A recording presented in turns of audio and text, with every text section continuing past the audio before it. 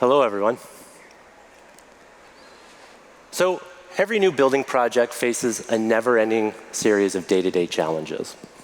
And as mentioned, the demand for buildings has exploded in the last few years.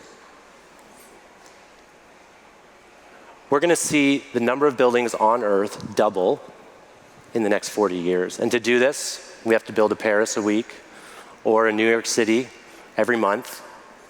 That's a lot of new construction. We're also adding another 2.5 billion people to these urban populations. They're going to need services. They're going to need places to live. And all this is happening with weather issues, material shortages, and lack of skilled labor. If we actually talk about the design of buildings themselves, it's actually pretty hard for us to make repeat buildings in different locations. Governments have different regulations. Structural requirements are different. And so despite a project looking the same in both places, they're probably very different inside. And also, they're usually pretty boring to look at and interact with. This stat's been thrown around a bunch this week, and it's a huge one, right?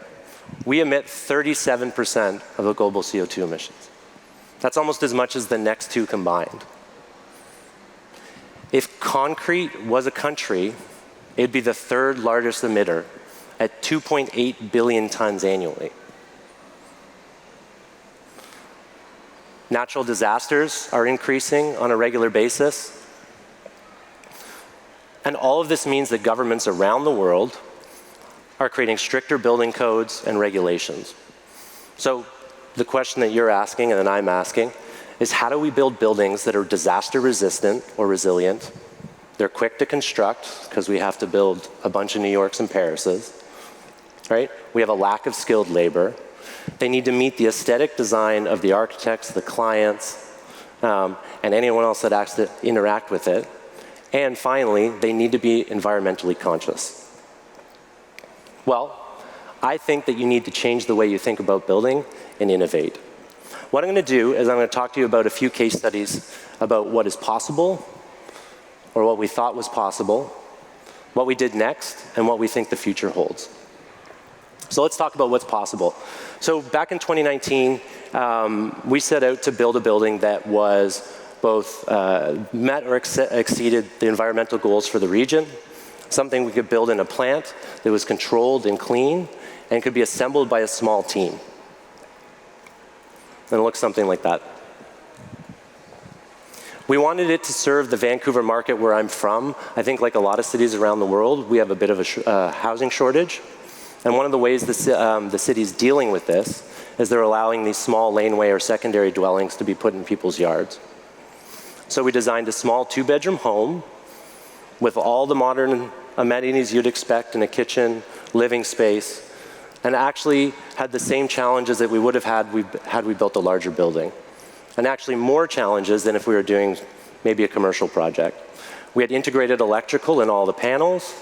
Every single panel ended up being unique. The site size was limited, and we had a brand new assembly crew with no previous experience to our product. Even with all of those challenges, we were able to deliver a building to site with a crew of only 5, and they assembled it in only 4 days. Only one of them had any previous experience with our product. And we did it in just horrible weather in Canada, in the winter, with snow and rain. I was there. Then 2 years later, we took it down in much nicer weather. And we did that in 6 days, which sounds worse, but it's not, because we also removed all the internal partitions. We took out the plumbing, the electrical. We sorted all those materials for reuse or recycling if we couldn't reuse them. And then we sent those panels back to our production facility for touch-ups and remediation work if it needed it. That crew was 3 people, and only one of them was an on-site rep from Nexii. In the end, we ended up with only a few bags of waste, and we hope to reassemble that building in the fall. We're going to ship it to the new location, work with the local assembly crew, and the plan is to have it up in less than the 4 days it took us originally. So now that we know what's possible, what was next?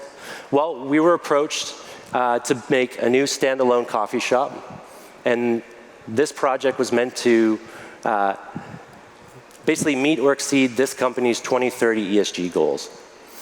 They gave us a design. It was for a traditional building made out of wood construction, and they asked us to use our system.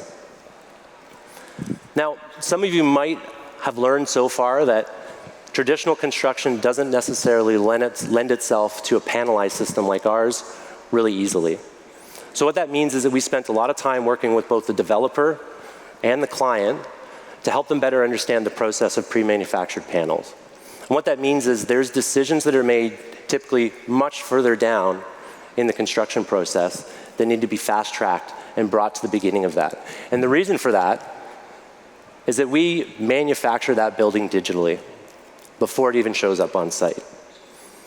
And what that means is we can work with the assembly crews and the manufacturing teams to find out if there's going to be any potential problems that could delay the process, and we've worked to fix those before it even hits the site. So what that means is that that standalone coffee shop was put up in 6 days. We were able to meet all the environmental goals for this prototype building, 20% less embodied carbon. There was no red listed product in it.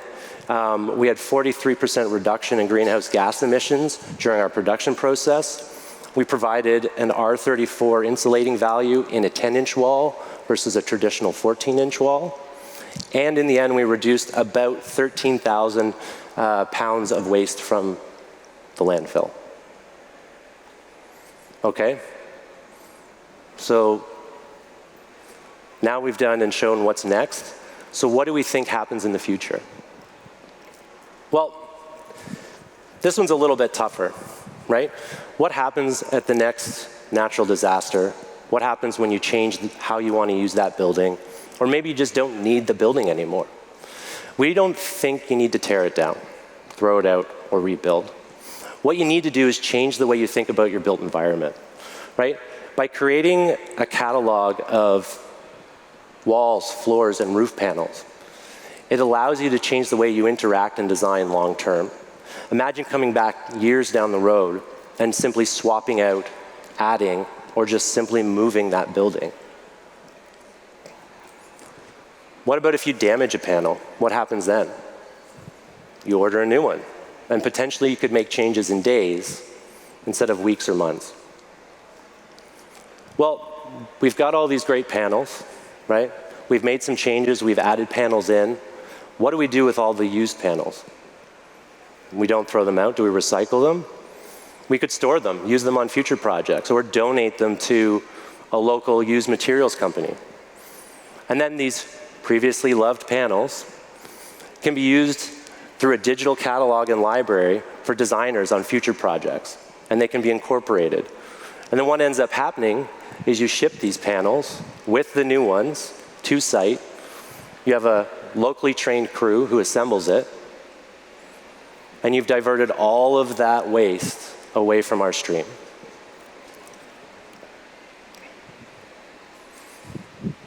And then what about that next natural disaster? Because it's going to happen, right? We know it's coming.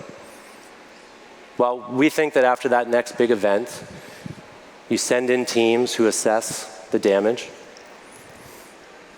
You choose which panels or buildings need to be replaced. And the original digital files are sent to manufacturing facilities far removed from that actual disaster. And what that means is that you're able to get people back into their buildings quicker, right? And lessen the impact of this horrible instance for these people and get them back to their normal day-to-day lives. I'm going to leave you with a story. So before I started with Nexii, as mentioned, I was involved in some tiny houses, and also I was doing a grad project around construction waste and our construction waste stream. It's a really messy situation. That was intended as a pun, but anyways. So yes, it is a terrible situation, and there's no real good solution for that. There's lots of people working on it. We throw new materials, used materials, and when I heard about a company that wanted to fix part of that long ecosystem problem, I jumped at the opportunity to join them. And what's been really amazing is hearing all the people speak this week and all the solutions and conversation about not just construction waste, but how we build greener and better has been fantastic. But I want to leave you also with a challenge. So you've had 2 challenges today. And my challenge is that despite all the conversation we're having, I think that we actually need to just stop talking about it and choose to build better today. Thank you.